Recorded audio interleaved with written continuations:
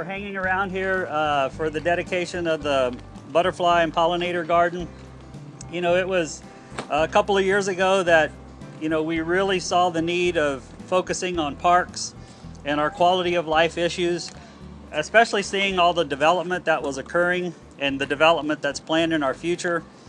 And so in 2012, we were fortunate to be able to appoint the Fulshear Parks and Recreation Commission. And their goal was to oversee the development and operation of current and future parks in the city of Fulshear. The commission, I'm proud to say, they quickly developed a mission statement, and it says their goal is to facilitate a range of parks and recreation opportunities desired by residents and guests to enrich the quality of life and increase their enjoyment through recreation and education in a variety of settings. And so I thought they came up with that.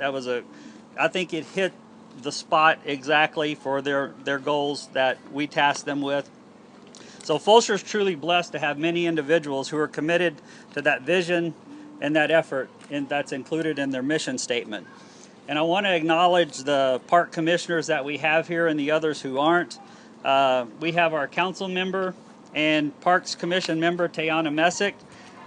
We have Dave Budrick. CJ McDaniel was here earlier. I don't see him. He's left. Right. And then we have Elizabeth Voss and our own Ramona Ridge with Forever Fulshear. And so these individuals really have taken the bull by the horns, if I think that's appropriate for Fulshear, that saying there, and you know, trying to plan for our park system and push some of these projects. So it was back earlier this year in March that they approved the butterfly and the pollinator garden here at the Irene Stern Community Center. And I don't think you could have picked really a better spot for it. The pollinator garden here will serve to enhance the charm of Fulshear and the character of Fulshear. But the goal is also to provide a destination for families and nature lovers to visit, learn, and enjoy, as you can see from being here today. The pollinator garden will also complement the other park amenities that have been built here over various phases and over many, many years. All of this didn't happen overnight. So all of the planning, the construction, and the equipment purchases, they've been funded through park fees that are collected from our developers that they're developing.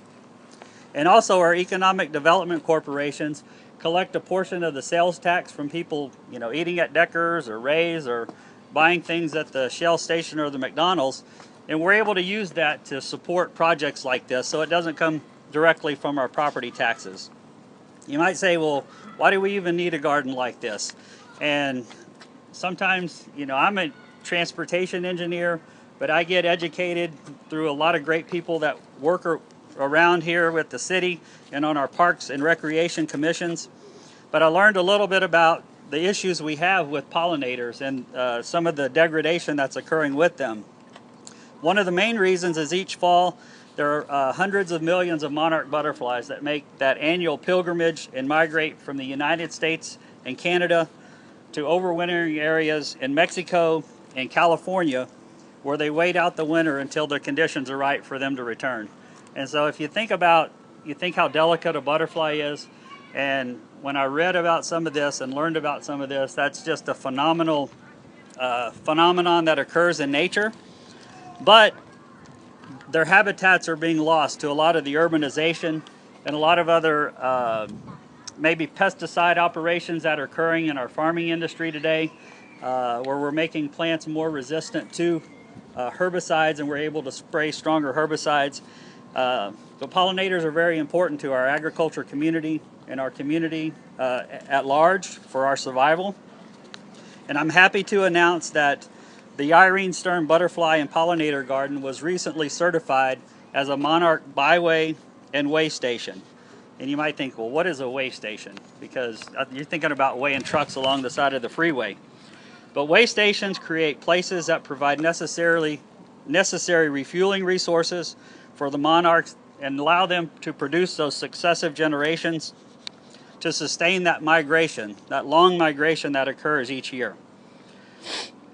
So also, without the nectar from the flowers, these migratory monarch butterflies would be unable to make that long journey to those wintering grounds in Mexico and California.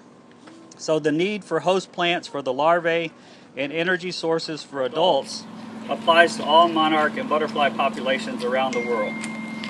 This flower bed structure and the planning of the garden was completed back in August in the heat of the summer.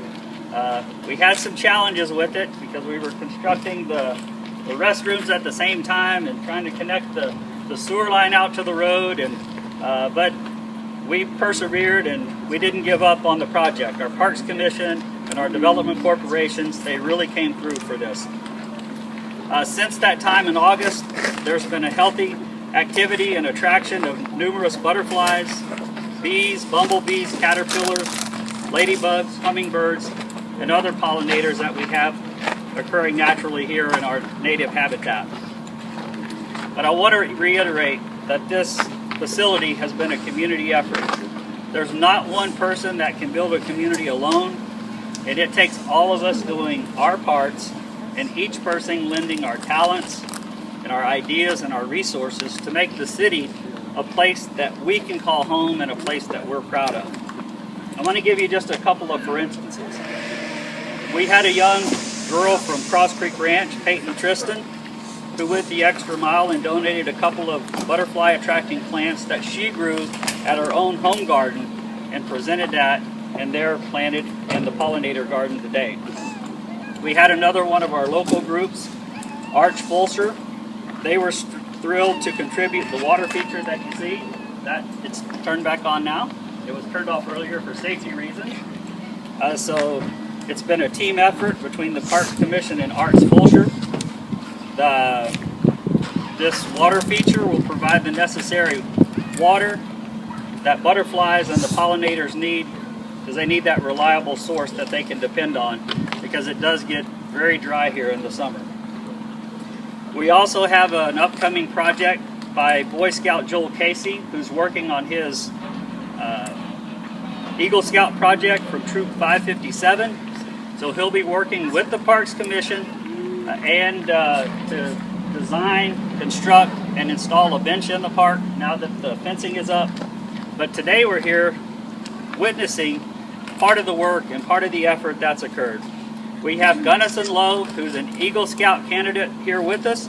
He's from Troop 1829. I'll ask you to come stand over here, Gunnison.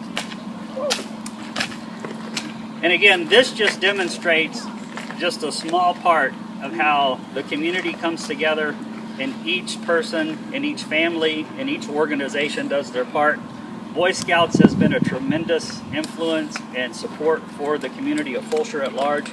And Gunnison here today has gathered his friends with his scout troop, his parents, and the other dads and moms have supported him to help design and construct, install, purchase all the equipment and materials for the fence and the arbor that you see today. I think this was a tremendous feat that has occurred here today, and I want to personally thank Gunnison, who's here with us, and see if he would like to share a couple of words about his project with you.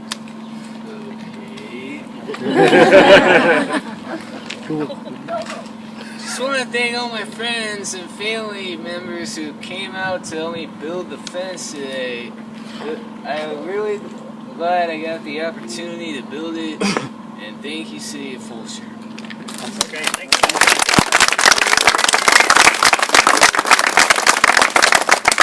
This is our first dedication ceremony, and so I think that we've tried to include everyone who's been a part of this. From Irene Stern donated the land that you're standing on today. She also owned all the land that Cross Creek Ranch is built upon, and so from that beginning, we were able to build this. The parking lot on the other side of the building was a team effort with Fort Bend County. Road and Bridge Department came in and built that, and our development corporation paid for the materials. And then the butterfly and pollinator garden here, it's just a fabulous addition to the already to the other amenities we have. Fulshear's not complete without big barbecue pits and awnings for parties, and this has been used several times for this event today, Keep Fulshear Beautiful. And so before I close, I'll see if any of the one wants to represent the Parks Commission and say anything about the project. Okay. These are the guys that really had the vision to and push this project forward for the city and for the community.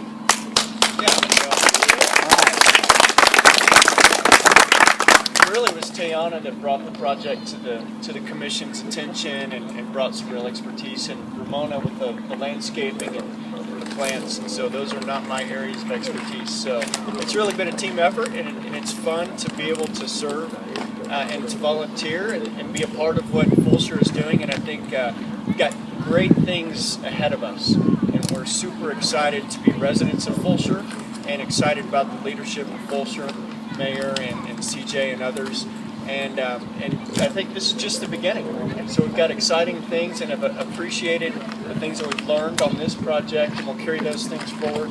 And just looking to create just more opportunities to encourage our citizens to get out and enjoy the outdoors and appreciate what God's blessed us with. Okay, thank you. All right.